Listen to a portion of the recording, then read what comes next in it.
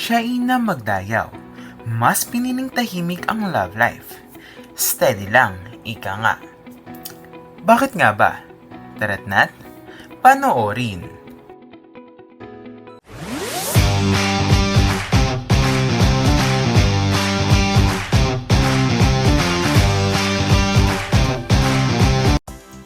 Sa kabila ng pagiging isang matagal ng pangalan sa industriya ng showbiz, pinapanatili ni kapamilya actress Shaina Magdayaw ang kanyang personal na buhay sa isang pribadong antas.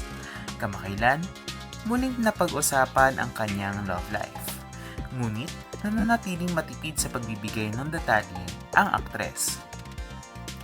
Sa isang panayam, sinabi ni Shaina na siya ay nasa steady na estado pagdating sa kanyang buhay pag-ibig.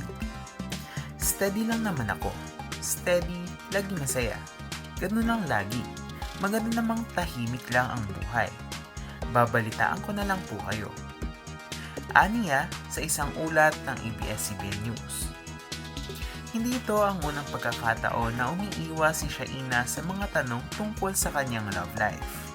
Kilala ang aktres sa pagiging low-key pagdating sa kanyang personal affairs, lalo na pagdating sa usapang puso. Piolo Pascual at Shaina Magdayaw, may real score nga ba? Matagal nang naliling si Shaina kay Piolo Pascual, ngunit hanggang ngayon ay wala pa rin kumpirmasyon mula sa dalawang kapamilya stars. Sa kabila ng matagal ng usap-usapan, tila mas pinili nilang panatiliang pribado ang tunay na estado ng kanilang relasyon. Matatandaan na noong 2022, inamin ni Piolo sa isang panayam na siya at si Shaina ay exclusively dating noon. Subalit, matapos ang ilang taon, tila hindi na nila pinalawig pa ang usapin at nanatiling tahimik tungkol dito. Nang tanungin tungkol kay Piolo sa isang panayam noong Hulyo 2024, sinabi ni Shaina na mas lumalim ang kanilang pagkakaibigan matapos magkasama sa seryeng Pamilya Sagrado. Gayunpaman, nilinaw rin niya na wala itong ibig sabihin na may romantic relationship sila. You know, I like the simplest dates. I won't say that exactly, nothing too grand but very private and simple. Pagbabahagi ni Shaina, ganun lang talaga ako. Hindi kailangan ng magarbong setup, basta sincere. Shaina, abala sa career at pasabog na projects. Habang tahimik ang kanyang personal life, hindi naman ito nangangahulugan na wala siyang ginagawa sa kanyang career. Ngayong 2025, ipinagdiriwang ni Shaina ang kanyang 29th year sa showbiz. Kaya naman, may mga pasabog siyang proyekto para sa kanyang mga tagahanga. Yes, meron, pero kailangan nyo na abangan kasi hindi ko pa nare-release. And syempre, madaming exciting things na mangyayari for the rest of the year. I will be updating everyone naman on my social media. Ani ni Shaina. Bukod dito, isa sa mga inaabangang proyekto ni Shaina ay ang kanyang papel sa Almost Paradise Season 2, isang international na serye na ipinalabas sa Amazon Freevee sa US at UK.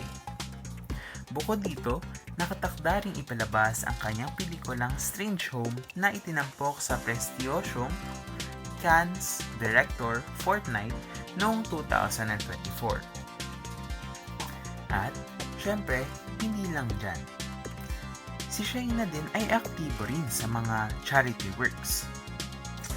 Maliban sa kanyang showbiz commitments, masigasig din si Shaina sa kanyang mga charitable activities. Noong Nobyembre 2024, nagbigay siya ng inspirasyonal na mensahe para sa mga batang may cancer at malulubhang sakit, bilang bahagi ng kanyang suporta sa Kite Foundation.